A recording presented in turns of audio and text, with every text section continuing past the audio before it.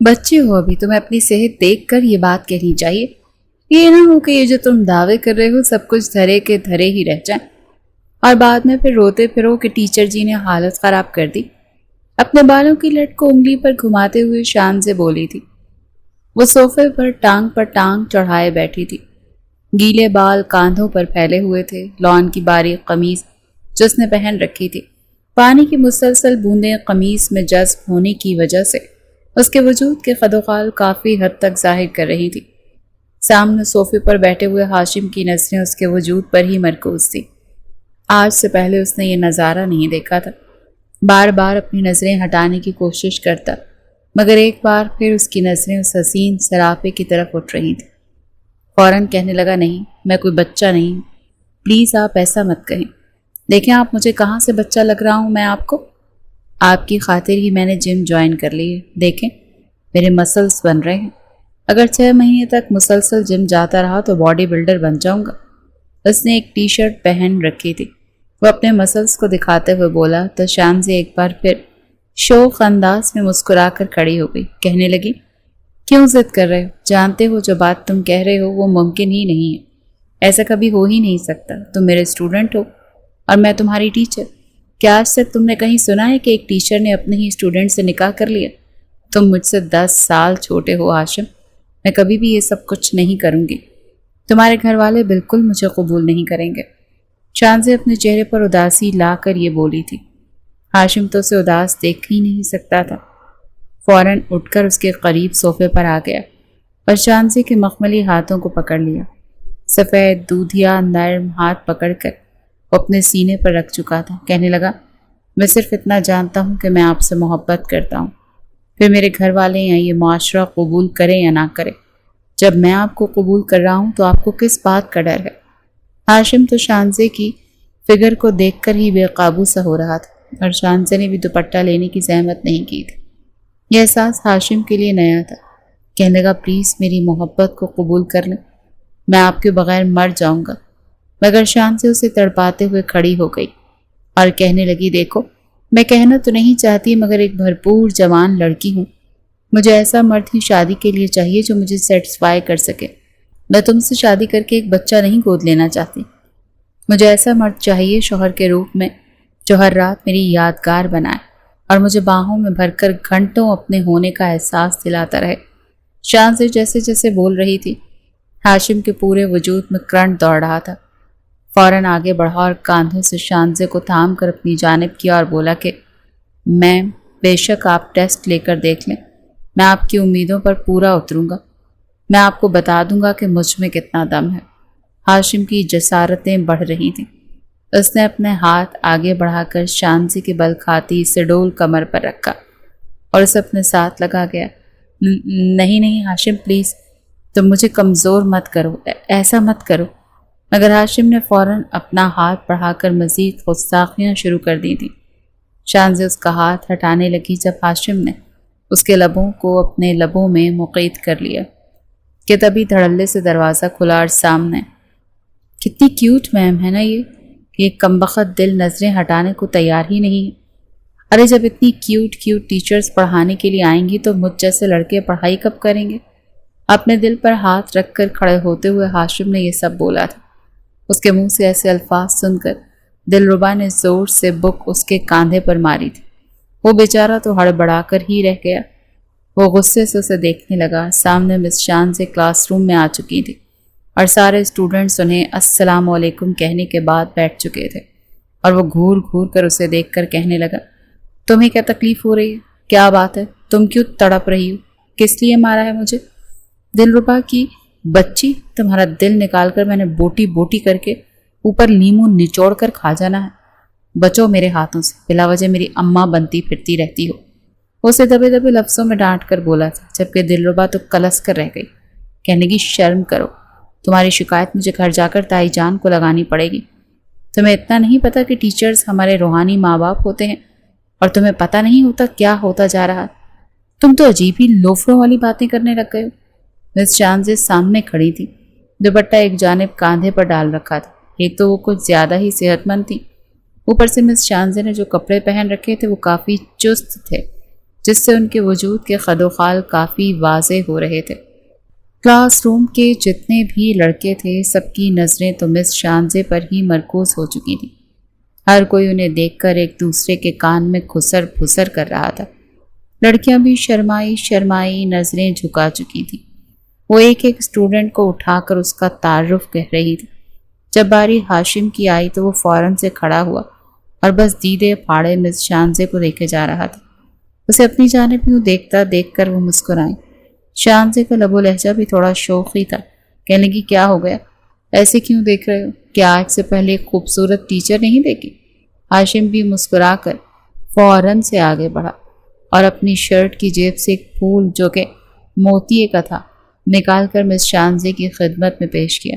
کہنے لگا ارے مس، جب آپ جیسے اتنی کیوٹ مس پڑھانے کے لیے آئیں گی تو ہوش کہاں ٹھکانے رہتے ہیں۔ میں تو سوچ رہا ہوں کہ آپ کس قدر خوبصورت اور وہ بھی بایولوجی کی ٹیچر بن کر آپ آئی ہیں۔ ہمارے تو وارے نیارے ہو گئے۔ وہ انتہائی لوفرانہ انداز میں شانزے سے بات کر رہا تھا۔ دل ربا تو جل بھن کر رہ چکی تھی۔ نہ جانے کیوں سے یہ بالکل بھی اچھا نہیں لگتا تھا کہ اس کا تایزاد کزن کسی بھی لڑکی یا ٹیچر سے فری ہو۔ حیرت تو اسے شانزے پر ہو رہی تھی۔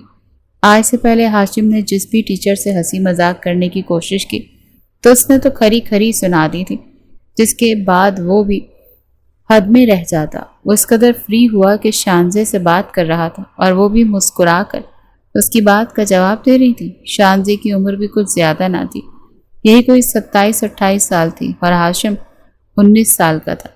خیر وہ واپس اپنی سیٹ پر بیٹھ چکا تھا۔ دلربا اور وہ دونوں بچپن ہی سے ایک ساتھ اسکول میں پڑھتے آئے تھے۔ دونوں رہتے بھی ایک ہی گھر میں تھے۔ اوپر نیچے دونوں کے والدین کا پورشن تھا اور اسی لیے ان کو اپنے بچوں کی کچھ خاص فکر بھی نہیں تھی، کیونکہ جانتے تھے کہ ہاشم اور دلربا جہاں بھی ہوں گے ایک ساتھ ہی ہوں گے۔ ہاشم دلربا کو کچھ ہونے نہیں دے گا اور دلربا اسے کسی طرف بھٹکنے نہیں دے گی۔ جیسے جیسے جوانی کی دہلیز پر دونوں نے قدم رکھا تھا تو ہاشم کا اٹھنا بیٹھنا پہلے اسکول اور پھر کالج کے کچھ اباش لوفر لڑکوں کے ساتھ ہو چکا تھا۔ شروع میں وہ پڑھائی میں کافی اچھا ہوتا تھا، پوزیشن بھی لیتا تھا۔ کبھی دلربا کی فرسٹ پوزیشن آتی اور کبھی ہاشم کی۔ دونوں ہی ایک دوسرے سے چیلنج کیا کرتے تھے۔ جب ہاشم کی فرسٹ پوزیشن آتی تو دلربا کا تو رو رو کر برا حال ہوتا تھا کہ میں ایک نمبر سے اس سے پیچھے کیوں رہ گئی۔ یوں ہی چھوٹی موٹی نوک جھوک کے ساتھ دونوں آگے بڑھتے رہے تھے، مگر جب سے ہاشم نے لوفر لڑکوں کے ساتھ اٹھنا بیٹھنا شروع کیا تھا اور خاص اس وقت جب اس نے جوانی کی دہلیز پر بھی قدم رکھ دیا تھا تو اس کی حرکتیں بھی تھوڑی عجیب سی ہوتی جا رہی تھی۔ دونوں جب صبح کالج کے لیے نکلتے تو راستے پر کوئی بھی حسین لڑکی نظر آتی تو فوراً بائک کی سپیڈ آہستہ کر دیتا۔ دلربا سے کہتا اوئے چھپکلی، دیکھو کتنی کیوٹ لڑکیاں ہیں نا، قسم سے تم ہی بلا وجہ ہر وقت میرے پیچھے چپک کر بیٹھی رہتی ہو۔ تم اپنے بابا سے کہہ کر اپنے لیے کوئی وین کیوں نہیں لگوا لیتی؟ میں اگر اکیلا ہوں تو ایسی نازک جان حسیناؤں کو لفٹ دے دوں، وہ میرے ساتھ بیٹھ کر جائیں، میری کمر پر ہاتھ رکھیں، مجھے اپنے ساتھ بھینچیں اور میں جان بوجھ کر موٹر سائیکل کو بریک لگاؤں اور وہ میرے ساتھ آ کر لگے۔ ہائے ہائے ہائے، میرے تو دل کے تار چھڑ کر رہ جائیں۔ دلربا کو شروع میں تو اس کی باتوں سے غصہ آتا تھا، دل ہی دل میں اس سے محبت جو کر بیٹھی تھی، مگر ابھی تک ان جذبات کو اس کے نام نہیں دیا۔ تو جب بھی وہ کسی لڑکی کا ذکر کرتا تو اسے تایا جان کا نام لے کر ڈرا دیتی، اسے منع کرتی کہ تم شرم کرو، کسی روز یہ ساری لڑکیاں تمہیں مل کر اتنا پیٹیں گی نا کہ تم اپنا چہرہ بھی پہچاننے کے لائق نہیں رہو گے۔ کالج میں بھی وہ دونوں ایک ساتھ ہی بیٹھے تھے، سیکنڈ ایئر کے اسٹوڈنٹس تھے اور دونوں ہی پری میڈیکل پڑھ رہے تھے۔ اس سے پہلے بایولوجی کی کلاس اس کی ایک سر لیا کرتے تھے، مگر کچھ وجوہات کی وجہ سے انہیں کالج چھوڑ کر جانا پڑا اور یہ نئی آنے والی ٹیچر مس شانزے تھی، جو پہلے ہی حسن کا شاہکار تھی اور اوپر سے پڑھانے بھی بایولوجی آئی تھی۔ وہ اس انداز میں مسکرا کر سمجھاتی کہ سمجھ تو اچھے سے اچھا آ رہا تھا، مگر کلاس کے سبھی لڑکیوں کو ٹیچر کے پہننے اوڑھنے سے اعتراض تھا۔ اوپر سے پرنسپل نے بھی پتہ نہیں مس شانزے کو کیا دیکھ کر رکھا تھا اور انہیں رکھ لیا۔ شاید ان کا یہ فگر ہی تھا جو وہ ہر ایک کو دکھاتی پھرتی تھی۔ دلربا کا تو بلا وجہ ہی مس شانزے سے چڑ سی ہونے لگی تھی۔ اگلے روز سے وہ کلاس میں آئی تو آج جو چیپٹر مس شانزے نے پڑھانا تھا وہ ریپروڈکٹیو سسٹم پر تھا، جس میں ڈھکے چھپے الفاظ میں اسے لڑکے اور لڑکی کے بیچ کے ہونے والے تعلقات اور پھر بچہ کیسے پیدا ہوتا ہے اس بارے میں تمام تر معلومات لکھی گئی تھی۔ جیسے ہی مس چانزے نے یہ چیپٹر کھولا تو ان کے چہرے پر تھوڑی بہت بے چینی سی ابھری تھی۔ مسکرا کر انتہائی پروفیشنل انداز میں اپنے بالوں کو پیچھے جھٹک کر مس چانزے کہنے لگی، یہ چیپٹر میں آپ کو فی الحال اسکپ کروا رہی ہوں، اگلے ویک تک۔ سر کہہ رہے ہیں کہ میل بایولوجی ٹیچر آنے والے ہیں، اسی لیے میل ٹیچر میل اسٹوڈنٹس کو پڑھا دیں گے، تب میں یہ چیپٹر فیمیل اسٹوڈنٹس کو پڑھا دوں گی۔ باقی سب تو خاموش ہو چکے تھے اور کلاس میں بیٹھی لڑکیوں کو بھی یہی بہتر لگا تھا، لیکن تبھی فوراً ہاشم اٹھ کر کھڑا ہوا اور کہنے لگا، یہ کیا بات ہوئی ٹیچر؟ اس سے پہلے تو ایسا کبھی نہیں ہوا کہ کسی بھی ٹیچر نے ہمیں چیپٹر اسکپ کروا دیا ہو۔ آپ یہ چیپٹر کیوں نہیں پڑھا رہی ہیں؟ ایسا کیا ہے اس چیپٹر میں؟ شاہنزہ نے جب ہاشم کی یہ بات سنی تو ماتھے پر بل ڈال کر اسے دیکھنے لگی، کہنے لگی، جتنا کہا ہے اتنا کریں۔ ٹیچر کے چہرے کے بدلتے ہوئے رنگ دیکھ کر ہاشم چپ سا ہو گیا تھا اور اس کے سامنے والی ڈیسک پر بیٹھے ہوئے 3 لڑکے جو اسی کے دوست تھے وہ بھی ساتھ لقمہ دیتے ہوئے کہنے لگے کہ ٹیچر اس میں ایسا کیا ہے جو آپ ہمیں نہیں پڑھا سکتی اور ہمیں میل ٹیچر ہی پڑھائیں گے؟ ٹیچر تو ٹیچر ہوتے ہیں، اگر کوئی ایسی ویسی بات اس چیپٹر میں تھا تو کتاب میں لکھا ہی کیوں؟ ہمیں تو بس آپ سے پڑھنا ہے، کسی اور ٹیچر کی ہمیں سمجھ ہی نہیں آتی۔ آپ جتنا اچھا سمجھاتی ہمیں لگتا ہے کہ آپ کو یہ ہمیں سمجھانا چاہیے، کسی اور کا سمجھایا ہمیں بالکل بھی سمجھ نہیں آئے گا۔ پلیز ٹیچر، وہ بار بار شاہنزے کو کہنے لگے تو شاہنزے نے بھی تھوڑی ہڑبڑاہٹ سی گئی۔ لڑکیوں کے تو چہرے سرخ ہو چکے تھے، اب اتنی بھی وہ بچیاں نہیں رہی تھیں کہ کچھ سمجھ نہ پاتی، مگر پھر بھی مس شاہنزے نے کہا کہ کیپ کوائٹ، مجھے کوئی شور نہیں چاہیے، میں پڑھا دیتی ہوں آپ لوگوں کو یہ چیپٹر۔ جو شریف لڑکے تھے ان کے تو چہرے شرم سے ہی جھک گئے، مگر باقی کے لڑکوں کی تو آنکھوں میں چمک ابھر آئی تھی۔ شاہنزے نے بڑے ہی ڈھکے چھپے الفاظ میں اس چیپٹر کو پڑھانا شروع کیا تھا، اور شکر کا سانس تو وہاں پر بیٹھی لڑکیوں نے اس وقت لیا جب بیل بجی۔ بریک ہو چکی تھی اور شاہنزے فوراً کلاس سے جا چکی تھی۔ جیسے جیسے شاہنزے بول رہی تھی ہاشم کے جذبات تو عجیب ہی بھڑک رہے تھے۔ دلربا اسے دیکھ کر گھور کر کہنے لگی، چلو آج ہم نے جلدی گھر جانا ہے، ویسے بھی اس کے بعد اردو اور سوشل اسٹڈیز کی ہی کلاسز ہیں، وہ پہلے ہی سے آتا ہے۔ آج ماما نے کہا تھا کہ ہم سب شام کو گھومنے پھرنے جائیں گے، چلو گھر چلتے ہیں۔ دلربا فوراً سے اپنی بک سمیٹتے ہوئے کہنے لگی، مگر کچھ یاد آنے پر ہاشم کہنے لگا، ہاں تم چلی جاؤ، میں تمہیں ٹیکسی کروا دیتا ہوں، فی الحال میرا آنے کا موڈ نہیں ہے، مجھے پڑھنا ہے۔ تمہیں تو پڑھائی کی فکر نہیں ہے لیکن مجھے تو ہے۔ دلربا کے ماتھے پر بل پڑے تھے، وہ اس کی بات کو کاٹ کر وہاں سے باہر جا چکا تھا اور دلربا سر پکڑ کر رہ گئی۔ اسے چھوڑ کر اکیلی جانا تو نہیں چاہتی تھی، اسی لیے چھٹی تک اس نے انتظار کیا تھا، مگر چھٹی کے بعد وہ ہاشم کی بائک کے پاس کھڑی تھی اور ہاشم 10 منٹ اوپر ہو جانے کے باوجود ابھی تک نہیں آیا۔ ہاشم کے من میں عجیب سی بے چینی بڑھنے لگی۔ اپنے لوفر دوستوں کے ساتھ رہتے ہوئے وہ بہت آگے تک جا چکا تھا، یہاں تک کہ میاں بیوی کے پرسنل معاملات بھی وہ ان کے ساتھ شیئر کرتا رہتا، جس کے بعد اس کی بے چینی بڑھتی جا رہی تھی۔ اسے سب سے زیادہ اٹریکشن محسوس ہی مس شاہنزے جیسی عورتوں میں ہوئی تھی، جو عمر میں اس سے بڑی تھی اور ذہن میں بس یہی نقش بنا لیا تھا کہ بس کسی طرح شاہنزے اس کی ہو جائے۔ اسے وقتی طور پر شاہنزے سے اٹریکشن محسوس ہو رہی تھی، جسے وہ محبت کا نام دے چکا تھا۔ وہ چلتا ہوا اسٹاف روم کی طرف آیا جہاں شاہنزے بیٹھی تھی، شاید دوسری کلاس کے اسٹوڈنٹس کے ٹیکسٹ چیک کر رہی تھی۔ اسٹاف روم کے پاس کھڑے ہو کر اس نے گلے کو کھنکارا۔ باقی ٹیچرز وہاں سے جا چکی تھی اور شاہنزے ہی وہاں پر ابھی اکیلی بیٹھی تھی۔ شاہنزے نے اسے دیکھا تو چہرے پر خوشگوار حیرت پھیلی تھی۔ وہ کہنے لگی کہ ہاں ہاشم بتاؤ کیا بات ہے، وہ مصروف سے انداز میں کہہ کر دوبارہ پیپر چیک کرنے لگی۔ ہاشم اندر آیا، اس کے ہاتھ میں بک تھی، کہنے لگا ٹیچر مجھے یہ ٹاپک سمجھ نہیں آ رہا، پتہ نہیں آپ کو اچھا لگے یا برا، مگر مجھے آج آپ نے بالکل بھی اچھے طریقے سے نہیں سمجھایا، کیا آپ مجھے یہ سمجھا سکتی ہیں؟ شاہنزے نے ایک نظر اسے دیکھا، دل میں اس کے بھی ایک شرارت سی آئی، لگا تو ہاشم بھی اسے اچھا تھا۔ بجائے اپنے سامنے کرسی خالی کرنے کے جس صوفے پر وہ بیٹھی تھی، اپنے سامنے خالی کرتے ہوئے جگہ کہنے لگی، ہاں آؤ بیٹھو، بتاؤ کیا بات ہے۔ ہاشم کی خوشی کی تو کوئی انتہا ہی نہیں رہی تھی۔ وہ اس سے کچھ فاصلہ رکھتے ہوئے وہاں پر بیٹھ گیا اور مسکرا کر فوراً کتاب کھول دی۔ بایولوجی کا جو پیج اس نے کھولا تھا وہ تھوڑا سا بے باک سا تھا، جہاں پر لڑکے اور لڑکی کے پرائیویٹ پارٹس کی تصاویر بنی ہوئی تھی۔ وہ ان پر ہاتھ رکھ کر کہنے لگا، مس، مجھے یہ ٹاپک بالکل بھی سمجھ نہیں آیا۔ آخر بچہ کیسے پیدا ہو جاتا ہے؟ شروع سے اب تک تو میں یہی سنتا آیا تھا، وہی آسمان پر پری آتی ہے اور بچہ دے کر چلی جاتی ہے۔ مجھے تو لگتا تھا شاید بچہ ہاسپٹل میں پہلے سے ہی تیار کر کے رکھا جاتا ہے اور پھر ماں باپ جاتے ہیں اور جا کر لے کر آ جاتے ہیں، مگر آپ نے جو کچھ مجھے سمجھایا مجھے تو بالکل بھی سمجھ نہیں آ رہا۔ پلیز آپ مجھے ڈیٹیل کے ساتھ یہ ساری تفصیل سمجھا سکتی ہیں؟ شاہزادے کا چہرہ ایک پل کو سرخ ہوا تھا، لیکن اگلے ہی پل گلا کھنکار کر کہنے کی، دیکھو یہ ٹاپکس تھوڑے سے سینسیٹیو ہوتے ہیں، میں تمہیں نہیں سمجھا سکتی۔ جب تمہارے میل ٹیچر آئیں گے تب تم تفصیل سے پوچھ لینا، وہ تمہیں سب کچھ بتا دیں گے۔ اب تم اتنے بھی بچے نہیں ہو جو میں تمہیں یہ سب کچھ بتاتی پھروں گی، شرم آنی چاہیے تمہیں۔ تم ٹیچر کے ساتھ اس لہجے میں بات کر بھی کیسے سکتے ہو؟ شانزے تھوڑی بہت اس پر بھڑکی تھی، جس سے ہاشم تھوڑا سا خوف زدہ ہو گیا۔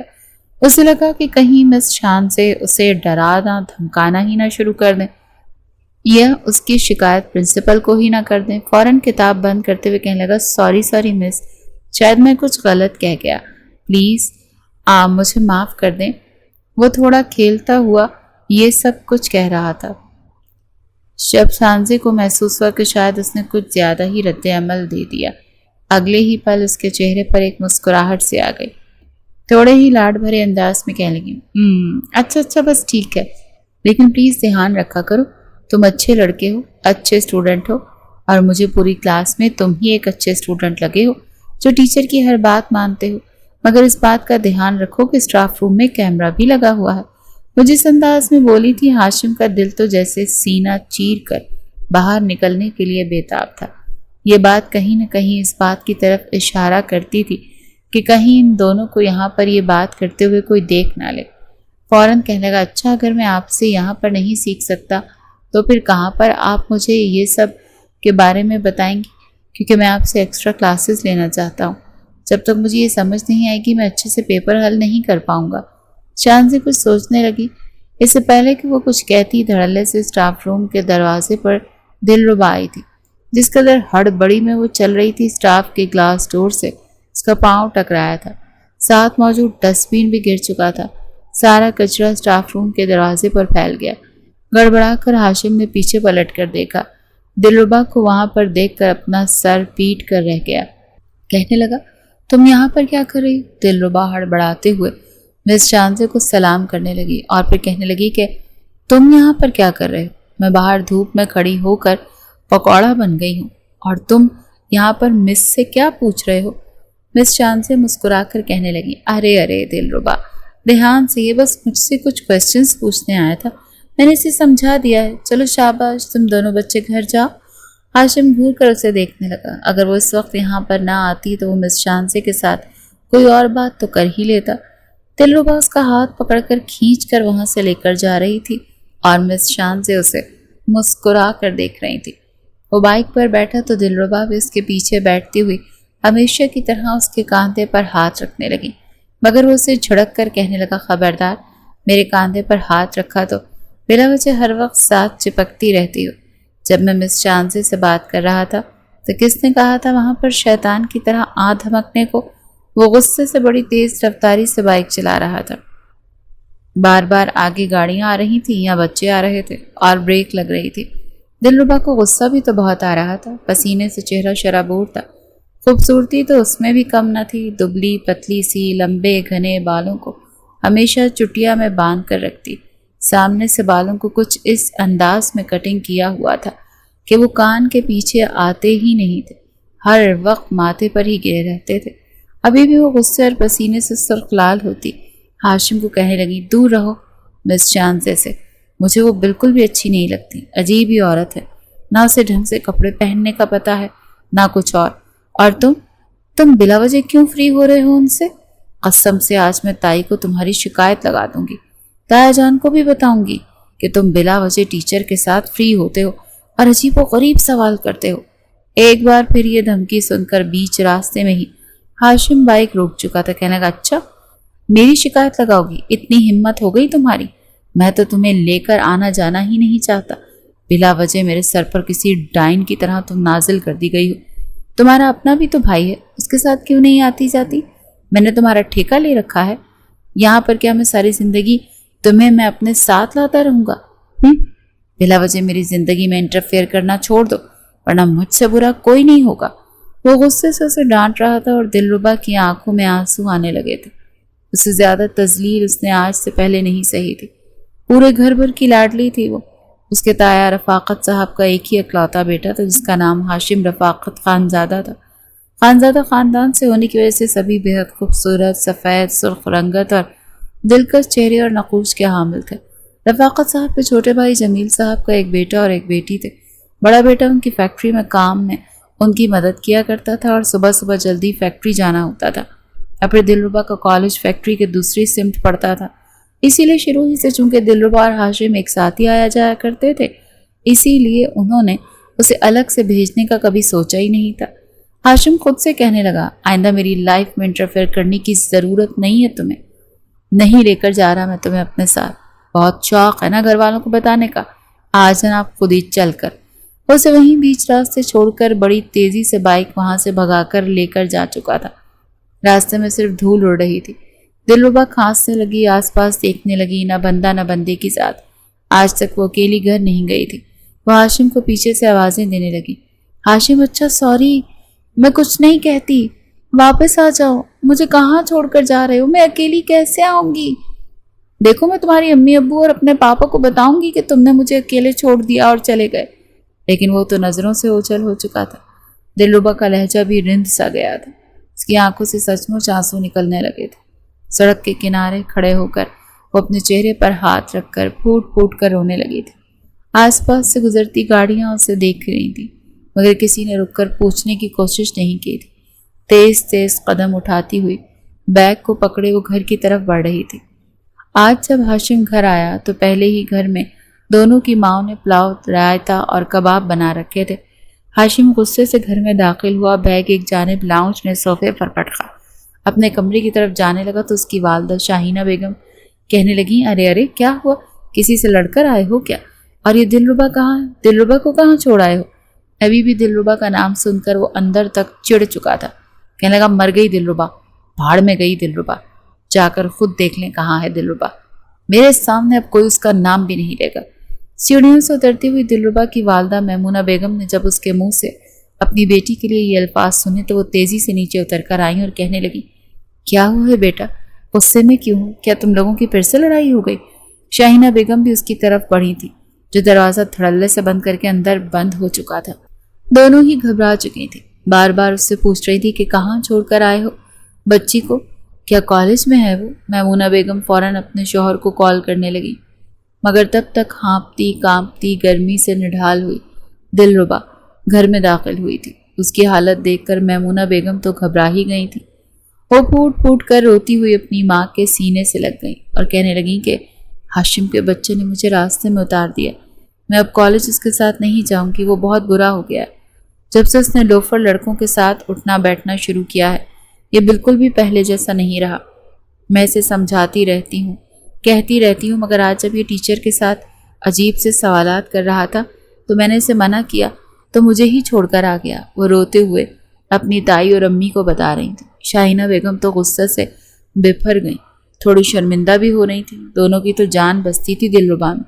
मैमूना बेगम उसे ऊपर कमरे में ले गई। फ्रेश होने के बाद जब आई तो उसके लिए खाना कमरे में ही रखा था। रोते रोते वो सो चुकी थी।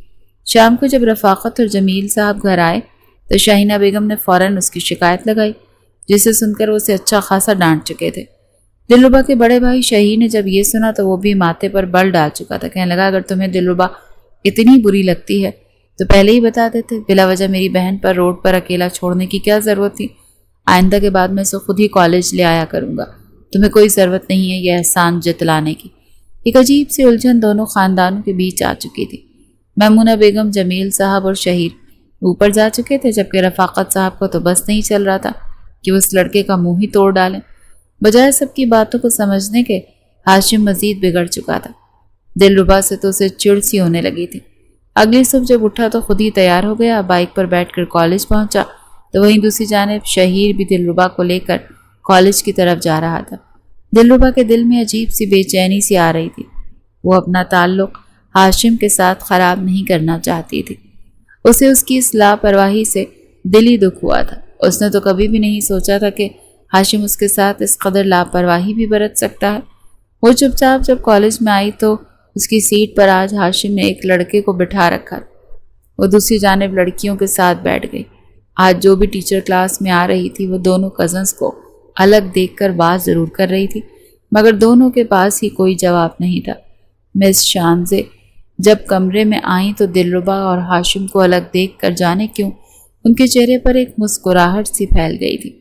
ایک بار پھر ہاشم سب کی نظروں سے بچتا بچاتا ہوا جلدی دلربا کو بھی مکمل نظر انداز کرتا مس شانزے کو بڑے غور سے دیکھ رہا تھا۔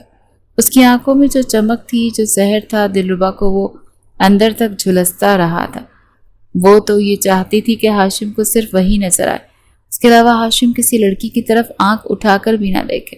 بریک کے بعد جب سب اسٹوڈنٹس کینٹین کی طرف بھاگے تھے تو ہاشم ایک بار پھر بک لے کر مس شانزے کے پاس جا چکا تھا۔ کہنے لگا، مس آپ کل کچھ کہہ رہی تھی؟ شانزے کہنے لگی کہ ہاں، کہہ تو میں بہت کچھ رہی تھی، شاید تمہاری وہ کزن سے پسند نہیں ہے کہ میں تم سے بات کروں یا تم مجھ سے کچھ سیکھنے آؤ۔ ہاشم کہنے لگا، آپ اس کی فکر مت کریں مس، اس کی تو میں نے ایسی کلاس لی ہے نا کہ دوبارہ میرا نام بھی نہیں لے گی۔ میں آپ کے ساتھ اس کالج سے ہٹ کر بھی بات کرنا چاہتا ہوں، آپ مجھے بہت اچھی لگتی ہیں۔ یہ سن کر شانزے مسکرائی تھی اور اگلے ہی لمحے اس نے بے دھڑک ہو کر اپنا نمبر ہاشم کو دے دیا۔ اس روز جب ہاشم گھر گیا تو گھر جاتے ہی بہانہ بنا گیا کہ میرا ٹیسٹ ہے۔ کمرے میں جانے کے بعد اس نے واٹس ایپ پر شانزے کو میسج کیا۔ شانزے آن لائن تھی، دونوں کے بیچ لمبی باتیں چلنے لگیں۔ شانزے اسی شہر میں ایک فلیٹ میں رہتی تھی۔ کہنے لگی، میرے باقی کے گھر والے گاؤں میں رہتے ہیں اور میں یہاں شہر میں زندگی گزار رہی ہوں۔ اس کالج میں میری جاب لگ گئی، سیلری بھی اچھی ہے، اس لیے مجھے کسی طرح کی کوئی پریشانی نہیں ہے۔ ہاں، میرا کوئی دوست نہیں ہے، اس لیے مجھے تھوڑی بوریت ضرور محسوس ہوتی ہے۔ ہاشم مسکرا کر کہنے لگا، لے ٹیچر جی، میرے ہوتے ہوئے آپ بور ہو کیسے سکتی ہیں؟ میں آپ کو بالکل بھی بور نہیں ہونے دوں گا۔ ویسے آپ اپنا ایڈریس تو بتائیں۔ شانزے انکار کرنے لگی، کہنے لگی، بالکل نہیں بھائی، میں تمہیں ایڈریس کیسے بتا دوں؟ تم تو میرے گھر ہی پہنچ جاؤ گے، مجھے تنگ کرنے لگ جاؤ گے۔ تو وہ کہنے لگا، ارے مس، میں ایسا کیوں کروں گا، شریف گھر کا لڑکا ہوں۔ ویسے بھی اگر کسی طرح کوئی مدد چاہیے ہوئی تو آپ مجھے بتا دینا، میں کر دوں گا۔ میں اس شہر میں تقریباً سب کو ہی جانتا ہوں۔ کالج میں تو دونوں بس ٹیچر اسٹوڈنٹ کی حد تک ہی تھے، مگر دھیرے دھیرے ان کا رشتہ کافی آگے بڑھتا جا رہا تھا۔ ایک شام شانزے کی برتھ ڈے جب وہ کہنے لگا، آپ اپنا ایڈریس بتائیں، میں آپ کو سرپرائز دینا چاہتا ہوں۔ شانزے مسکرا کر اسے اپنا ایڈریس بتا چکی تھی۔ چاہتی تو وہ بھی یہی تھی کہ ہاشم اسے جس قدر معصوم سمجھ رہا تھا، شانزے ویسی بالکل بھی نہیں تھی۔ دلربا کا تو جیسے وہ دودھ میں سے مکھی کی طرح نکال چکی تھی۔ اس وقت اس کے اعصاب پر صرف شانزے ہی سوار تھی۔ اس روز جب وہ کالج سے واپس گھر جانے لگا تو فریش ہونے کے بعد اس نے سیدھا شانزے سے ملنے ہی جانا تھا۔ اس کے پاس پاکٹ منی تھی، وہ ان پیسوں سے اس کے لیے کیک، گفٹ، پھول لینا چاہتا تھا۔ اپنے باپ کے پیسوں سے اس نے 2 ہاتھ بھی کر رکھے تھے۔ ایک خوبصورت سی سونے کی انگوٹھی بھی اس نے لے رکھی تھی کہ شانزے کو گفٹ کروں گا اور آج ہی اپنی محبت کا اظہار بھی کر دوں گا۔ جیسے ہی وہ یہ سب کچھ سوچتا بائک پر جانے لگا تو اسے دلربا کھڑی دکھائی دی۔ شاید ابھی تک شہیر اسے لینے نہیں آیا تھا۔ پہلے تو اس نے سوچا چلا جائے، لیکن ضمیر نے اجازت نہ دی۔ سنجیدگی سے اس کے پاس اور کہنے لگا، آؤ میں چھوڑ دیتا ہوں، مگر وہ رخ پھیر چکی تھی۔ کہنے لگی، نہیں تھینکس، میرے بھائی آ جائیں گے مجھے لینے کے لیے۔ کہنے لگا، دیکھو نخرے مت دکھاؤ، آج ان کی ضروری میٹنگ تھی اور آئی تھنک شہیر بھائی تمہیں لے جانا بھول چکے ہیں۔ تمہیں بھی اپنی زبان قابو میں رکھنی چاہیے تھی نا، مجھے غصہ دلاتی نا، اور بجائے وہ اپنی بات پر شرمندہ ہونے کے الٹا اسی پر ہی اپنی اکڑ دکھا رہا تھا۔ دلربا کی آنکھوں میں معمول کے مطابق ایک بار پھر آنسو جھلملانے لگے۔ کہنے لگی، کوئی ضرورت نہیں ہے مجھے آپ کے اس احسان کی، آپ کی نظر میں تو میری کوئی اہمیت ہی نہیں ہے، اور میں نہ جانے کیسے خواب دیکھ چکی تھی۔ اس نے دل میں بہت کچھ ٹوٹا تھا۔ آنسو صاف گرتے ہوئے کہنے لگی کہ بلا وجہ یہاں پر تماشا مت لگائیے، چلے جائیں۔ آپ کو مجھ سے نفرت تھی، لیکن آپ یہ بھی بھول گئے کہ میں آپ کی عزت ہوں۔ مجھے بیچ راستے پر چھوڑ کر چلے گئے، وہ بھی سنسان اور ویران جگہ پر۔ اگر میرے ساتھ کچھ ہو جاتا تو خیر، آپ کو کیا، ابھی وہ یہ بات کر ہی رہی تھی جب شہیر آ گیا۔ اس کے ساتھ گاڑی میں بیٹھ کر گھر کی طرف جا چکی تھی اور ہاشم کا دماغ تو معاف ہو چکا تھا۔ اسے سچ میں تھوڑا برا محسوس ہوا۔ گھر آنے کے بعد اس نے ایک پھولوں کا گلدستہ اور چاکلیٹ لی اور اسے لے کر وہ دلربا کے پاس گیا۔ اسے دیکھ کر کہنے لگا، یہ لو تمہاری فیوریٹ چاکلیٹ۔ تمہیں سفید اور سرخ گلاب پسند ہے نا؟ دیکھو میں یہ تمہارے لیے لایا ہوں، پلیز مجھے معاف کر دو۔ میں وعدہ کرتا ہوں کہ آئندہ غصے میں تمہیں کچھ نہیں کہوں گا، بس تم بار بار میرے راستے میں مت آنا پلیز۔ مجھے اچھا نہیں لگتا کہ تم کو مجھ پر روک ٹوک کرے۔ وہ اس کے سامنے کان پکڑ کر کھڑا تھا تو وہ بھی اس کے بچپن کی ہی دوست تھی۔ جب اس نے اتنے پیار سے اور لاڈ سے اسے کہا تو دلربا ہنس کر مسکرا چکی تھی۔ اسے چاکلیٹ اور گلدستہ لینے کے بعد چاکلیٹ کھول کر کھانے لگی۔ دونوں ہی کھٹی میٹھی باتیں کرتے چاکلیٹ کھا رہے تھے۔ کبھی ہاشم اسے چاکلیٹ چھین کر خود بائٹ لے رہا تھا اور کبھی وہ۔ جب میمونہ اور شاہینہ نے یہ منظر دیکھا تو دونوں گہری سانس خارج کر کے رہ گئیں۔ یہ بات دلربا بھی جانتی تھی جب اس کی عمر صرف 14 سال تھی۔ ایک روز وہ باہر دالان میں بستر پر ماں کی گود میں سر رکھ کے سو رہی تھی جب شاہینہ اور میمونہ اس کے پاس ہی بیٹھی تھی۔ انہوں نے سمجھا کہ شاید بچی سو رہی ہے۔ باتوں باتوں میں میمونہ بیگم سے شاہینہ بیگم کہہ چکی تھی کہ بچے بچپن ہی سے ایک ساتھ بڑے ہو رہے ہیں، ان دونوں کی آپس میں بنتی بھی بہت ہے۔ شاہینہ بیگم کہنے کی، ہاں میں بھی یہی چاہتی ہوں کہ بس میری بچی، یہ بچی دلربا اسی گھر میں رہے، میں اسے اپنے ہاشم کی بیوی بناؤں۔ دونوں جیسے ہی جوانی کی دہلیز پر قدم رکھیں گے ان کی شادی کروا دیں گے۔ وہ دونوں خواتین آنے والے وقت کا سوچ کر اس طرح کی باتیں کر رہی تھیں اور دلربا یوں تھی کہ اس کا سانس حلق میں اٹک چکا۔ اس کے لیے جذبات نئے تھے کیونکہ ابھی اس نے لڑکپن سے جوانی میں قدم رکھا ہی تھا۔ دھیرے دھیرے خود ہی اس کے دل میں ہاشم کے لیے محبت آ چکی تھی، مگر ہاشم ان سب سے بالکل انجان تھا۔ دونوں کی عمریں اس وقت ایک جتنی ہی تھیں، 19-20 سال کے وہ دونوں ہی ہو چکے تھے۔ بچوں کے بیچ ایسی ہنسی مذاق دیکھ کر شاہینہ بیگم کہنے لگی، آج رفاقت صاحب گھر آتے ہیں تو میں ان سے بات کرتی ہوں، کتنا وقت ہو گیا گھر میں کوئی فنکشن نہیں ہوا، ان دونوں بچوں کی منگنی ہی کر دیتے ہیں اور پھر جیسے ہی ان کی پڑھائی مکمل ہو گئی تو ان کی دھوم دھام سے شادی کر دیں گے۔ یہاں بھی یہ باتیں چل رہی تھیں اور وہاں دوسری جانب ہاشم مہنگے گفٹس لے کر شانزے کے فلیٹ پر پہنچ چکا تھا۔ جیسے ہی اس نے دروازہ کھولا تو سامنے کا منظر اس کے لیے خوابناک تھا، کیونکہ سامنے ابھی نہا کر شانزے واش روم سے نکلی تھی۔ بالوں کو ٹال میں لپیٹ رکھا تھا، دوپٹہ لینے کی بھی زحمت نہیں کی تھی۔ یہ اس کا بھرپور فگر دیکھ کر ہاشم کے تو ہوش ہی اڑ چکے تھے۔ وہ فوراً نظریں چرانے لگا۔ یہ منظر اس کے لیے بالکل نیا تھا۔ آج سے پہلے اس نے اس انداز میں شانزے کو دیکھا ہی نہیں تھا۔ جھٹ سے اس نے دوپٹہ اٹھا کر اپنے کاندھے پر ڈال لیا۔ کہنے لگی، ارے ہاشم، واٹ اے سرپرائز، مجھے تو یقین ہی نہیں آ رہا کہ تم آؤ گے۔ وہ مسکرا کر اس کا ہاتھ پکڑ چکی تھی اور وہ بھی سرپرائز کہہ کر ہیپی برتھ ڈے کہتا اسے وش کرنے لگا۔ سب سے پہلے تو ان دونوں نے کیک کاٹا اور پھر اس نے جب سونے کی انگوٹھی اسے دی تو شانزے حیران رہ چکی تھی۔ کہنے کی، ہاشم یہ کافی مہنگی ہے، تمہارے پاس اتنے پیسے کہاں سے آئے؟ کہیں تم نے یہ اپنے والد کے لاکر سے تو چوری کر کے نہیں لائے ہو؟ مگر ہاشم کہنے لگا، ارے آپ کے لیے چوری کی چیزیں تھوڑی لوں گا، میں تو یہ خود خرید کر لایا ہوں آپ کے لیے اپنی پاکٹ منی سے۔ شانزے مسکرا چکی تھی۔ کہنے لگی، یہ بہت زیادہ خوبصورت ہے۔ وہ خود انگوٹھی پہننے لگی مگر ہاشم اس کا ہاتھ پکڑ چکا تھا۔ خود گھٹنے کے بل بیٹھ کر اس نے وہ انگوٹھی شانزے کے مخملی نرم ہاتھوں میں پہنائی تھی۔ اب یہ کہنے لگا، شانزے کیا آپ مجھ سے شادی کریں گے؟ شانزے کو تو شاید پہلے سے یہ سب کچھ پتا تھا، اس کے باوجود وہ مصنوعی حیرت سے چلا کر کہنے لگی کہ ہاشم تم ہوش میں تو ہو؟ یہ سب کچھ کیا کہہ رہے ہو؟ تم میرے اسٹوڈنٹ ہو، میں تمہیں صرف ایک اسٹوڈنٹ کی نظر سے اور ایک دوست کی نظر سے دیکھ رہی ہوں۔ ہم دونوں بھلے اس رشتے میں کیسے بن سکتے ہیں؟ تم تو عمر میں مجھ سے بہت چھوٹے ہو، میں تو تم سے 8-10 سال بڑی ہوں گی۔ مگر ہاشم بضد تھا۔ کہنے لگا کہ آپ مجھے یہ بتائیں کہ آپ مجھے پسند کرتی ہیں یا نہیں؟ میں تو آپ کے لیے کچھ بھی کرنے کو تیار ہوں۔ شانزے کہنے لگی، ہاں یہ بات سچ ہے کہ میں تمہیں پسند کرتی ہوں، تم مجھے بہت اچھے لگتے ہو، مگر جب رشتے کو قبول کرنے کا تم کہہ رہے ہو اس کے لیے نہ تو تمہارے گھر والے مانیں گے نہ ہی یہ معاشرہ ہمیں قبول کرے گا۔ فوراً ہاشم کے خون نے جوش مارا۔ کہنے لگا، آپ زمانے اور میرے گھر والوں کو چھوڑیں، آج تک میرے گھر والے میری کسی بات کو نہیں ٹال سکے۔ میں آپ سے محبت کرتا ہوں اور آپ سے ہی شادی کروں گا۔ سنا آپ نے؟ بس آپ اب تیاری پکڑیں، بہت جلد رشتہ لے کر میں آپ کی طرف آؤں گا اور پھر ہم شادی کریں گے۔ شانزے مسکرا رہی تھی۔ اس کا ہاتھ پکڑ کر اس کے قریب آیا اور اپنا ہاتھ اس کی کمر پر رکھ چکا تھا۔ شانزے ہچکچاتے ہوئے کہنے لگی، ہاشم پلیز ایسا مت کرو، مجھے کچھ ہو رہا ہے۔ ہاشم بھی مسکرا رہا تھا۔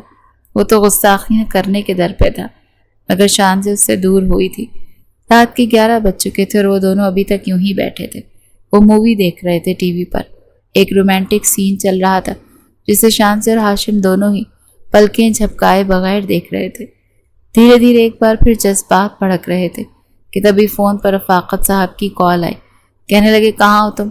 گھر میں اتنا اہم موقع ہے اور تم ابھی تک دوستوں میں آوارہ گردی کر رہے ہو؟ گھڑی نہیں دیکھی کیا تم نے؟ ہاشم کو تو شانزے کی سنگت میں کچھ یاد ہی نہیں رہا۔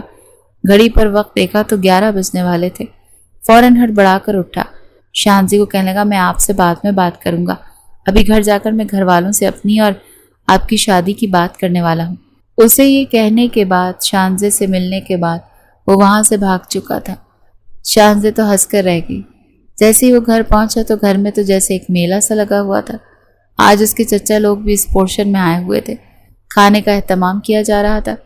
دلربا خوبصورت سے شیفون کی میکسی پہنے، سر پر دوپٹہ لیے شرمائی سی تھی۔ وہ اپنے والد اور چچا کے ساتھ جا کر بیٹھ گیا۔ کھانے سے فارغ ہونے کے بعد سب ایک ساتھ بیٹھے اور رشتے کی بات چلا دی۔ رفاقت صاحب مسکرا کر کہنے لگے، بیٹا ہم نے تمہارا رشتہ بہت سال پہلے سوچ لیا تھا کہ دلربا سے طے ہوگا، اور اب ہم چاہتے ہیں کہ یہ بات تو پہلے ہی سے پکی ہے، تو کیوں نہ 2 دن بعد جمعے کے روز شام کو منگنی کا فنکشن رکھ لیں، تھوڑا ہلا گلا ہو جائے گا، پھر رشتے دار عزیز و اقارب بھی آ کر ملیں گے۔ جیسے ہی ہاشم نے یہ سنا تو اس کے پورے چہرے کے تاثرات ہی بدل گئے۔ وہ کسی سے بھی ڈھکے چھپے نہ رہ سکے۔ وہ فوراً اپنی نشست سے اٹھ کر کھڑا ہوا، کہنے لگا، یہ کیا کہہ رہے ہیں آپ لوگ؟ میں تو دلربا کے لیے کبھی بھی ایسا نہیں سوچ سکتا۔ یہ تو صرف میری کزن ہے، میں تو اسے پسند ہی نہیں کرتا، میں تو کسی اور کو پسند کرتا ہوں۔ وہ ایک دم سے یہ سب کچھ بول چکا تھا اور سب کو تو جیسے سانپ سونگھ گیا۔ ہر کوئی اسے ہی دیکھ رہا تھا۔ دلربا کو تو لگا جیسے پوری دنیا کی ضلالت اس کے منہ پر مل دی گئی۔ وہ سر جھکا چکی تھی۔ دلربا تو روتے ہوئے وہاں سے اٹھ کر اپنے پورشن میں چلی گئی۔ رفاقت صاحب کہنے لگے، کیا بکواس کر رہے ہو؟ شرم آنی چاہیے تمہیں۔ تمہارا رشتہ دلربا سے طے ہو چکا ہے۔ مگر وہ تو اس قدر باغی ہو چکا تھا کہ چلا کر کہنے لگا، مجھ سے پوچھا آپ نے؟ کس کی مرضی سے آپ نے یہ سب کچھ کیا؟ جب مجھے یہ پسند ہی نہیں ہے، میں اس سے شادی کیوں کروں؟ میں شانزے کو پسند کرتا ہوں، اسی سے شادی کروں گا۔ ایک دم سے بات بگڑ رہی تھی۔ رفاقت صاحب تو اسے تھپڑ مارنے کے لیے آگے بڑھے، جب جمیل صاحب نے روک دیا۔ یہ بچے ان کے لیے سانجے تھے۔ کہنے لگے، ارے رفاقت بھائی، بچے پر ہاتھ مت اٹھائیں، جوان خون ہے، بلا وجہ کوئی غلط قدم نہ اٹھا لے۔ آپ ٹھنڈے دماغ سے اس کی بات کریں، ہمارے گھر کی بات ہے۔ اگر یہ دلربا کو پسند نہیں کرتا تو کوئی بات نہیں، میری بیٹی بھی اتنی گئی گزری نہیں ہے کہ اس کے انکار سے میری بچی پر کسی طرح کا کوئی فرق آئے گا۔ اچھے سے اچھا لڑکا اس کے لیے میسر ہوگا، مگر جوان بچے ہیں، ہاتھ مت اٹھائیں۔ جمیل صاحب کو یہ بات بری تو لگی، مگر گھر کی عزت کا سوال تھا، اسی لیے رفاقت صاحب کو پیچھے کرنے لگے۔ میمونہ اور شاہینہ تو حیرت سے آنکھیں پھاڑے یہ منظر دیکھ رہی تھی۔ جب وہ بتانے لگا کہ مجھے اپنے کالج کی ٹیچر پسند آ گئی اور میں انہی سے شادی کرنا چاہتا ہوں۔ جب عمر کا فرق پوچھا گیا تو اس سے 8 سال بڑی تھی۔ وہ اپنے موبائل سے اس کی تصویر بھی دکھانے لگا، جسے دیکھنے کے بعد تو شاہینہ بیگم کا پارا ہی ہائی ہو چکا۔ بیٹے کو بالوں سے پکڑ کر 2 تھپڑ منہ پر مار کر کہنے لگی، یہ پسند ہے تمہیں؟ یہ بے شرم انسان تمہاری ماں کی عمر کی ہے یہ۔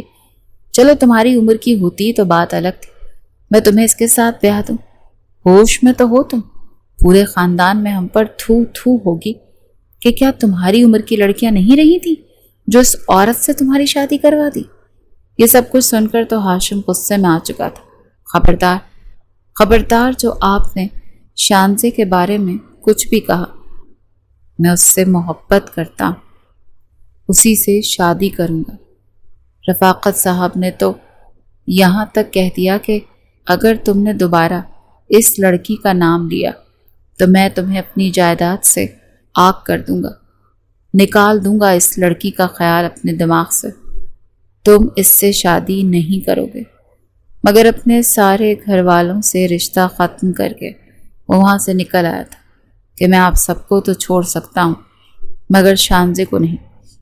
اوپر والے پورشن میں اپنے کمرے کی کھڑکی سے دلربا یہ سارا منظر دیکھ رہی تھی۔ آنکھوں میں آنسو تھے۔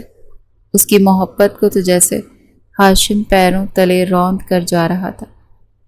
اپنی بائک پر بیٹھنے لگا تو رفاقت صاحب نے اس سے بائک چھین لی۔ کہنے لگے کہ تم میرے ٹکڑوں پر ہی اب تک یہ عیاشی کرتے رہے ہو، اب تم میری کسی چیز کو ہاتھ نہیں لگاؤ گے، دفع ہو جاؤ یہاں سے اور اب دوبارہ کبھی ہمیں اپنی شکل بھی مت دکھانا۔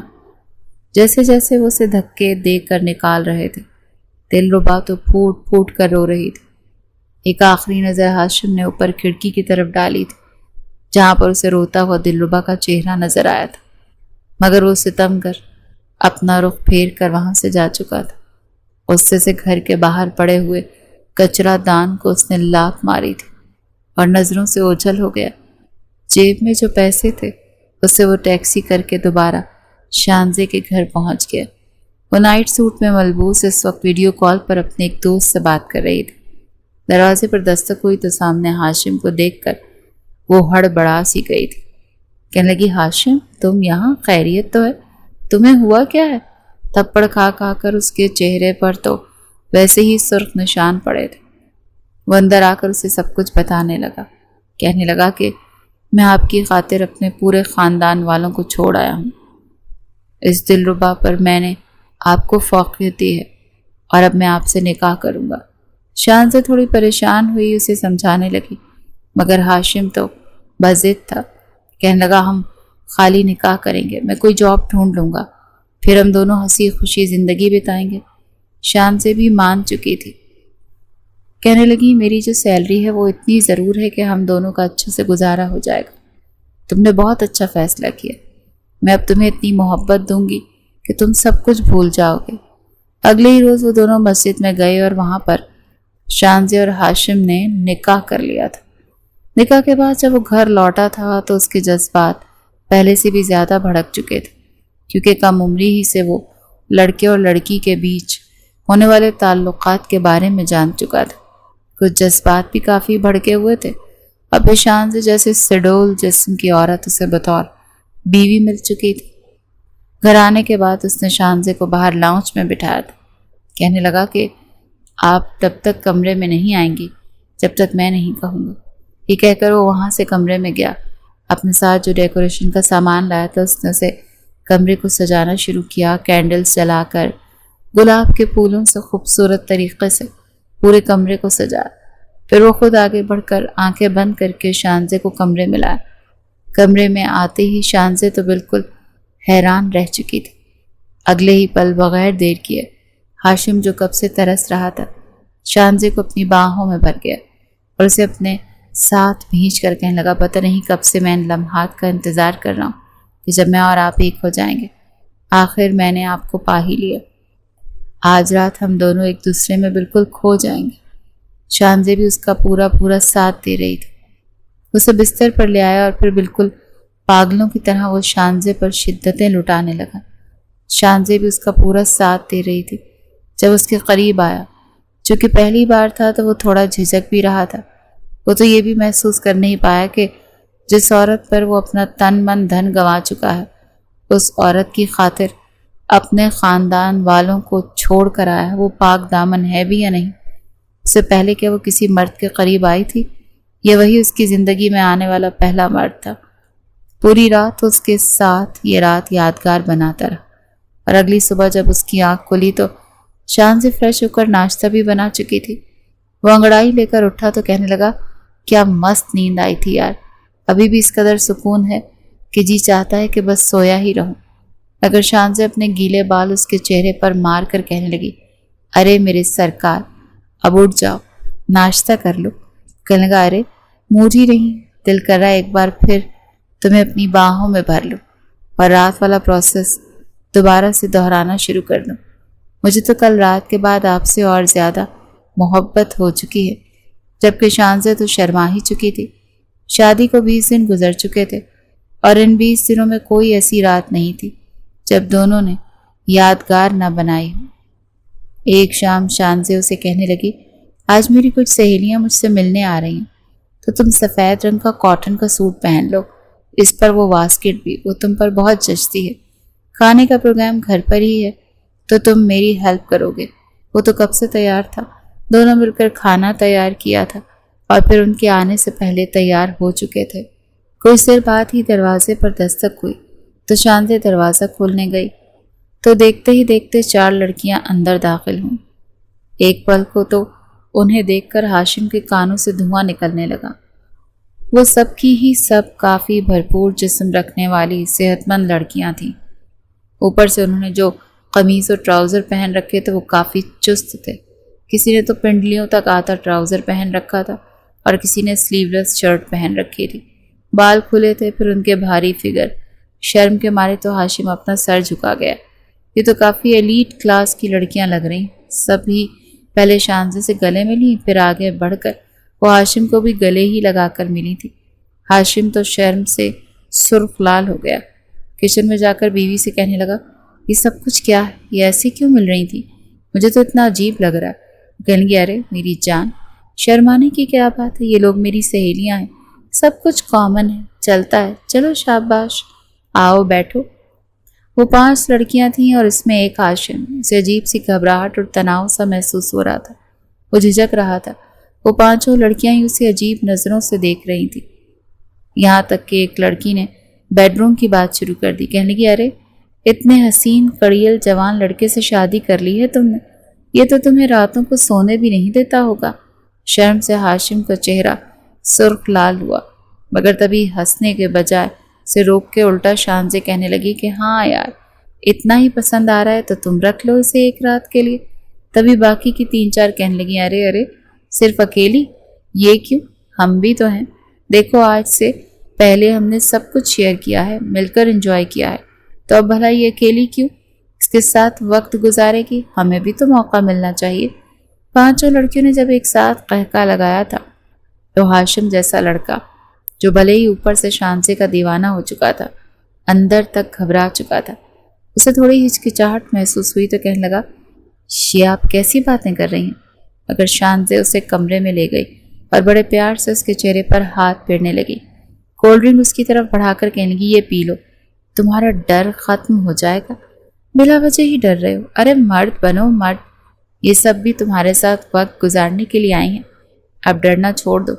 جو کولڈ ڈرنک وہ اسے پلا رہی تھی اس میں حرام مشروب ملا ہوا تھا، جسے پینے کے بعد ہاشم کو بھی عجیب سی بے چینی محسوس ہونے لگی۔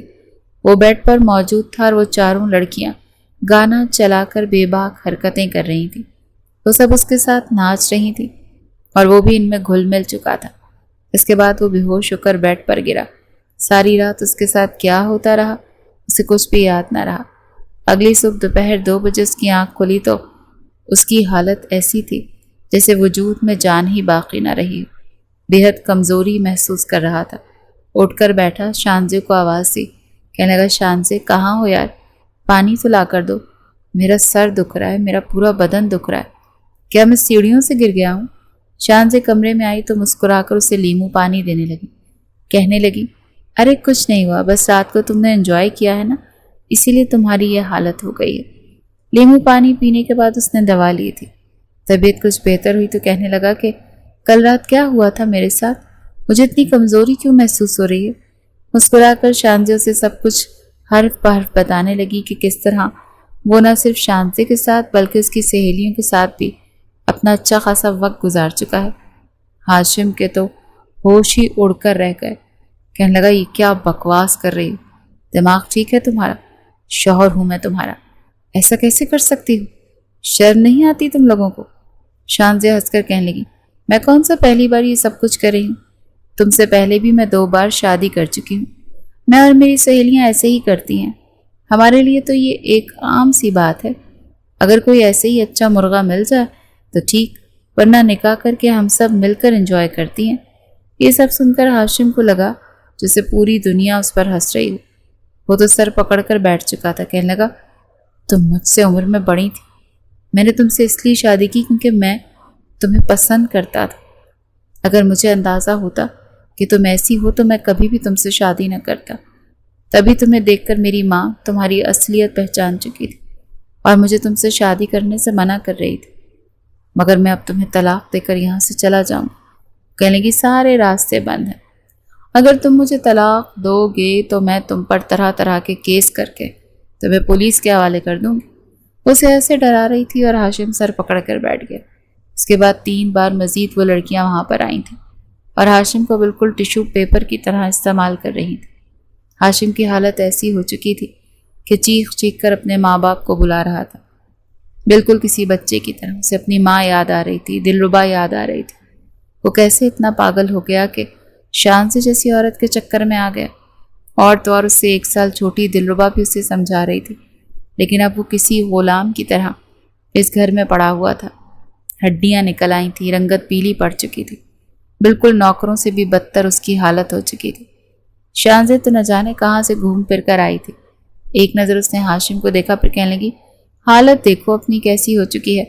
आज रात मैंने तुम्हारे साथ वक्त गुजारना है और तुम किसी मरे हुए लोमड़ की तरह शक्ल बनाकर बैठे हुए हो। हुलिया दुरुस्त करो अपना। आज रात जब वो ज़बरदस्ती हाशिम के करीब आई और एक बार फिर उसे नशा पिलाकर उस पर जुनूनियत लुटाने लगी, उसे अफसोस हुआ था, क्योंकि हाशिम में पहले जैसी बात नहीं रही। जिस कदर वो इस्तेमाल हुआ उसकी सहेलियां मिलकर उसे कर चुकी थी, वो नामर्द ही हो चुका था। जब शांति को लगा कि अब ये लड़का उसके किसी काम का नहीं, वो उसे किसी फालतू सामान की तरह उठाकर अपनी गाड़ी में बिठा गई और नशे की हालत में ही बेहोश हाशिम को ऐसी रोड पर फेंक कर वापस अपने फ्लैट में आ गई। हाशिम को होश तब आई जब सड़क के करीब लोग इकट्ठे थे।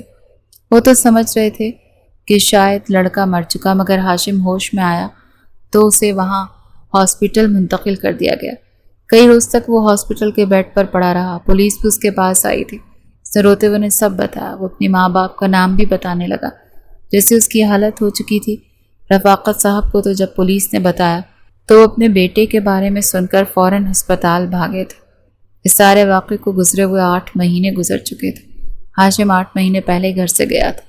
जब उन्होंने 8 माह बाद अपने बच्चे की हालत देखी तो जमील, रफाकत, मैमूना और शाहीना चारों ही रोने लगे, जबकि शहीर गुस्से से घूर घूर कर उसे देख रहा था।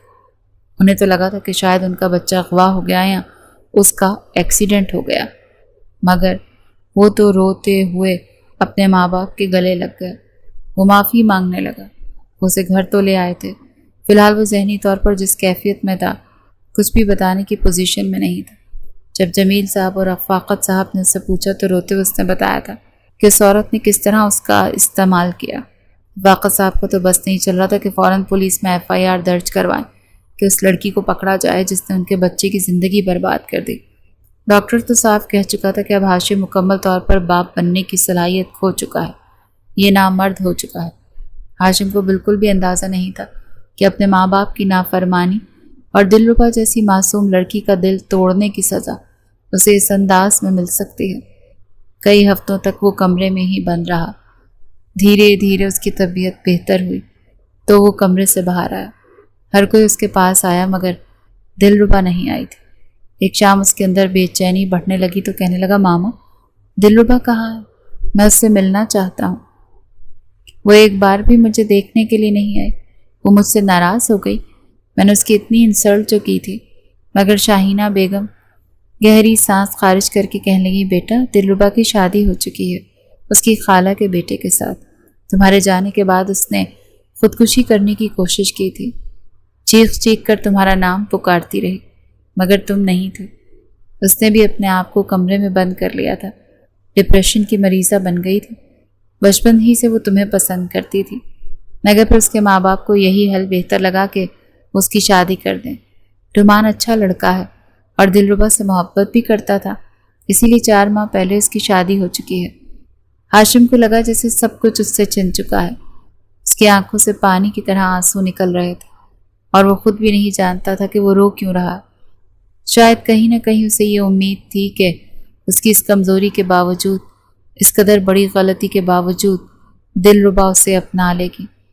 हमेशा से वो ऐसे ही थी, चॉकलेट और फूलों पर मान जाने वाली। शायद इस बार भी उसे चॉकलेट और फूल देता तो वो मान जाती, मगर वो तो हमेशा हमेशा के लिए उससे रूठ कर किसी और की हो चुकी थी। उसी शाम दिलरुबा अपने शौहर के साथ वहाँ पर आई थी। रस्मी तौर पर वो अपने शौहर के साथ हाशिम से भी मिलने आई, मगर उसमें हिम्मत नहीं थी कि वो सर उठाकर उसे देखता। جب اس کا شوہر باتوں میں مگن ہوا تو کہنے لگا کہ ہو سکے تو مجھے معاف کر دینا۔ مجھے ہمیشہ کی طرح لگا تھا کہ شاید اس بار بھی تم میرا انتظار کرو گی اور میں اپنا ہاتھ بڑھاؤں گا تو تم مجھے تھام لو گی، مگر شاید تم نے راستہ بدل لیا۔ دلربا کے چہرے پر پھیکی سی مسکراہٹ تھی، ابھی بھی وہ ایسے ہی تھی۔ آنسو بڑی تیزی سے اس کی آنکھوں سے گرے۔ کہنے لگی ہاں، اس بار میں نے رک کر انتظار نہیں کیا، کیونکہ اس بار تم نے میرے دل پر جو چوٹ لگائی تھی وہ بھولنا میرے لیے آسان نہیں تھا۔ میں تمہارے لیے دعا گو ہوں کہ خدا تمہارے لیے آسانیاں پیدا کرے اور تمہیں زندگی میں کامیابیاں دے۔ دلربا وہاں سے اٹھ کر جا چکی تھی۔ کچھ دیر وہ میاں بیوی وہاں پر رہے، پھر وہ وہاں سے چلے گئے۔ دلربا کے لیے ہاشم کے جانے کے بعد اسے بھلانا اتنا آسان نہیں تھا، مگر جب اس کی شادی رومان سے ہوئی تو بے حد پرخلوص، ہنسمکھ اور شرارتی سا لڑکا تھا، بالکل اس کی طرح۔